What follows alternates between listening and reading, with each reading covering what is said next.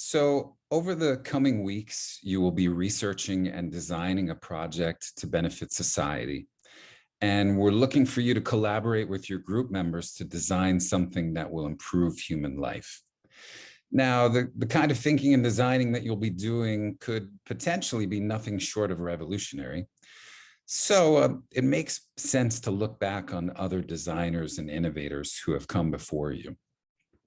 So we should probably ask the question, who are your favorite design minds?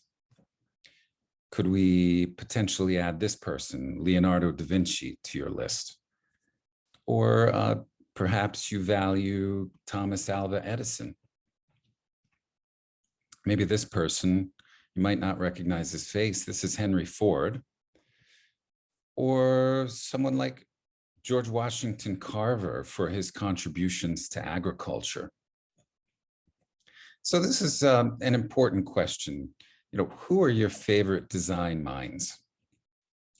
Now we have women like Maria Telkes, who designed the first solar-powered house, or Marion Croak, whose voice over internet protocol we used so much during the pandemic on Zoom calls. You probably don't need me to introduce this designer, but perhaps you have a passion for architecture and the work of Le Corbusier or I.M. Pei. But one thing is for certain, design has never been more important. Take these words from William McDonough.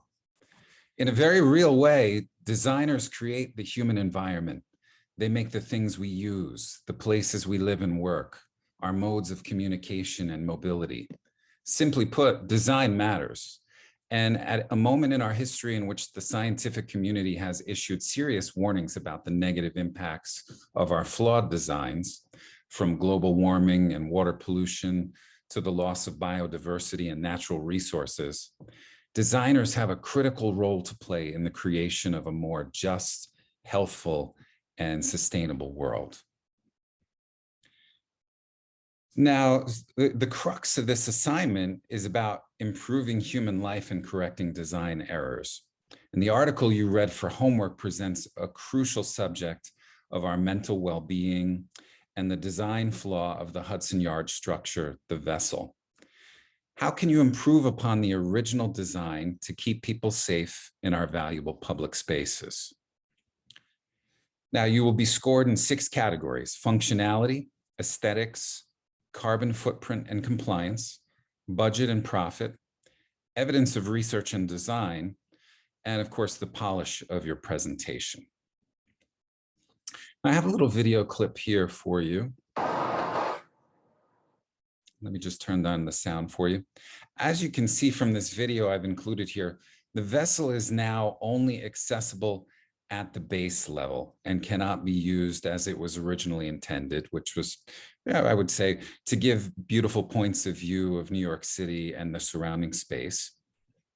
So there is a design problem here that we need to try to remedy. And so what we want to do is we want to get warmed up by having small group discussions and a whole class discussion about these questions. So the first question asks, how do the designs at New York University's Bobst Library and Toronto's Luminous Veil combine safety with aesthetics? And are they effective? So it says, no, this is the crux of your design challenge. We're trying to combine functionality with beauty, with aesthetics. And then the second question is asking, what are you most excited and confident about for this project or problem? What do you think will pose the greatest challenge? Now, question C gives you an opportunity to pursue a different concept, a different design idea. What other neighborhoods, construction projects, and shared spaces within New York City do you envision benefiting from redesign? Explain. And lastly, who can you speak with at your school if you're ever feeling anxiety or sadness and are in need of social and emotional support? And there is great news that there is a new hotline. You simply have to dial 988 on your cell phone for help at any time. This is a new public service to the community. So let's address these questions for discussion so that we can look out for each other's well-being. We want to improve upon the lives of others through design, as design is supremely good at doing. And good luck with the beginning of your research.